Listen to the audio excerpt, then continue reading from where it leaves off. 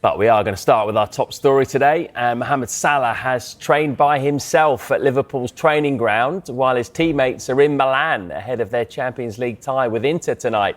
Vinny O'Connor has not been excluded by us. He's in Italy following the team, and we can join him now. The question everyone wants to know, Vinny, really is, does leaving Salah out of tonight's game signal the beginning of the end for his Liverpool career?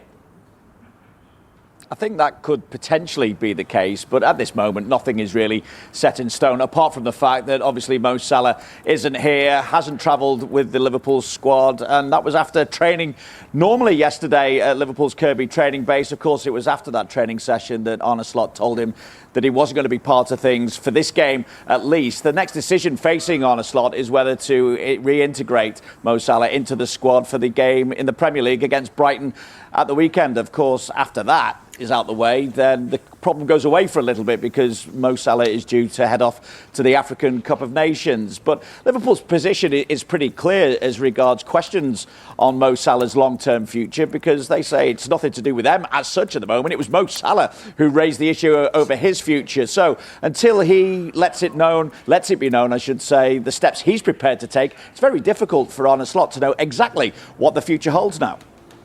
We've let him know that he's not traveling with us. So that was the only communication that's been there from us to him. Of course, before Saturday, the two of us have spoken a lot. Sometimes longer, sometimes shorter. Hand on heart, do you think he's played his last game for Liverpool? I have no clue. I cannot answer that question at this moment of time. There is always a possibility to return for a player. So, but that's not... So yeah, I can leave it with that, I think. That was an interesting answer there, wasn't it, from Slot there? He didn't have a clue whether Salah had played his last game or not. Now, Jamie Carragher suggested last night that Salah was speaking out to put pressure on Slot and his position as head coach. Did Slot seem like a man under pressure at his press conference last night? I think he was a man under pressure anyway, and he'd readily accept that because results haven't gone Liverpool's way of late. 9 defeats in 15 is not what you expect. Just one win in the last 6, 3 defeats in that time. Of course, consecutive draws against Sunderland and Leeds United. Leeds United, when Liverpool were pretty much in control of that game for long periods, at least anyway. And on top of that, of course, you've got the situation as a whole now. The fact that Liverpool's season has been a disappointment overall, but this added distraction of what's gone on with Mo Salah now. At the same time, I think Liverpool's stance has shown how much support there is for Arne Slot from the hierarchy, but we also saw from Alisson yesterday. Of course, he's friends with Mo Salah, wants to speak to him, although he said he'd keep those words private, but at the same time as well, he's fully backing Arne Slot to turn things around in terms of Liverpool's season as well. The question, though, still was asked of Arne Slot, does he feel that maybe he could have done a little bit more to stop the situation with Mo Salah developing the way it has? I don't feel my authority is undermined. Is that the way you say it? It's not the way I feel it. Then I should find out exactly why he said what he said, and but then I have to guess a little bit. If that's not only because he doesn't play, then the answer to your question could be just play him every single time. But maybe that's not the reason why he said what he said. Maybe there's something else why he has this opinion. But if it is... But that I don't know. Is it about me not playing him? Yeah, then the answer could be, what could I have done differently playing him? Usually I'm calm and polite, but that doesn't mean I'm weak.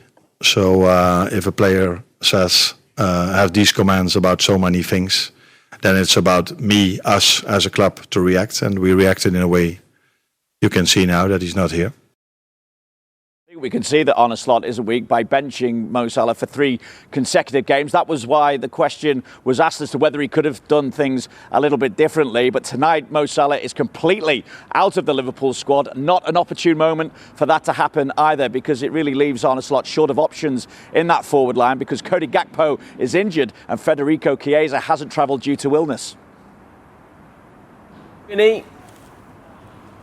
Well, we heard Jamie Carragher call Salah's interview a disgrace, and he's responded to the Liverpool forward's post today. Cheers, Vinny, of himself alone in the gym. This is what Carragher said in response to Salah's photo I'm not sure I've wanted Liverpool to win a game more than tonight for a long time. Come, you mighty Reds. I think he means come on, you mighty Reds. Right, Jamie Carragher's fired up. This guy's always fired up, our football correspondent, Rob Dorset. Now, Rob, you've got some very interesting intel as to what might have caused this rift between Salah and Slot. Look, if you look at the statistics, it's pretty clear that Salah isn't that effective when it comes to tracking back and defending for Liverpool when they're out of possession. The truth is, he'd say he never has been in 8.5 years of his time at Anfield. That's not part of his strength. It's not part of his game. But I think the reality is that Arne Slot has been trying to change his tactics a little bit. And it's pretty clear that Salah is not in his thoughts for a starting 11 right now. Pretty clear as well that other teams have tried to expose Liverpool's weakness down that right flank, and that Mark Cucurella, for example, at Chelsea, said that they knew there was space in behind Mo Salah and they looked to exploit that and managed to do so. And Arne Slot is a really intelligent tactician. You wouldn't look at that with some of the results Liverpool have had of late, but he has tweaked his tactics to try and counter that. Jurgen Klopp was all about power and pace and high pressing. Arne Slot's a bit more tactically astute, a little bit more sophisticated maybe. Now, that's no criticism of Klopp. I don't want it to come across like that, but he changes his tactics a little bit more, and that's what he's tried to do here. Mo Salah started the first 12 Premier League games. He's been on the bench for the last 3. And I think Mo Salah as a luxury player is absolutely fine as long as Liverpool are winning and as long as Mo Salah is scoring and creating goals. And neither of those things are happening right now, and it's put pressure on the head coach and the star player. I mean, Salah, 4 goals and 2 assists in the Premier League this season. He's been the Premier League's Golden Boot winner on 3 occasions. He's won 7 major trophies for Liverpool, including 2 Premier League titles and the Champions League. It's a glittering career. He's one of Liverpool's greatest ever players, but he's not at his best right now. And he's clearly a luxury player as far as Slot is concerned, when Liverpool needs somebody to be a bit more gritty and try and help them get over this rut that they're in. 9 defeats in 12 matches is their worst run since January 1954. Slot's tweaking the tactics, and he's made it pretty clear to Mo Salah that he's not going to be in his starting 11 unless he can start offering more defensively, I think. Yeah. Well, as you say, like Salah said in the past, particularly with Arne Slot, hasn't he, that it's great because the manager doesn't expect me to track back. And he said that publicly, hasn't he? He has, and do much defensive work. So if we look at the stats, is that a fair accusation to say that this season he is not doing the defensive work? We've done a really big piece on the Sky Sports app, which I'd urge people to go and have a look at, because Adam Batener's written it and he's done a really good job of it. It looks at an awful lot of statistics of Mo Salah this season and previously and how he compares. We can show you some of them. And if you look at his running stats first, Mo Salah could very effectively argue that he's covering the yards and working just as hard as he always has done. There's no huge change there, is there, compared with previous season?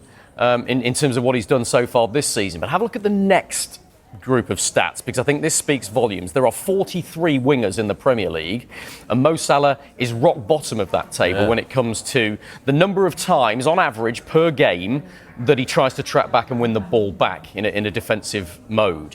Only 1 1/3 times on average a game does he manage to do that. And look, if you look at the guy at the top, Amari Hutchinson, it's almost 4 times as many times that he will try and win the ball back. And that is what I think is at the heart of Arne Slot's decision right now. It's not personal.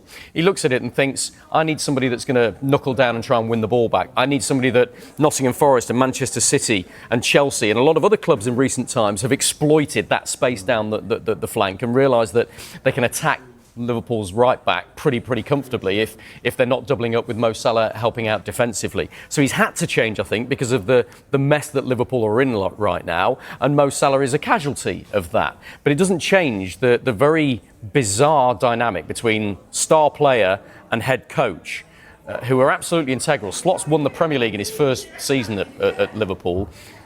Mo Salah's won so much for Liverpool over his 8.5 years, and yet these two are at loggerheads right now about what his role should be. It's pretty clear that the head coach Arne Slot is winning that row at the moment, because if you don't go his way, it's the highway, and you're not in the team. That's why Mo Salah is now in Milan right now.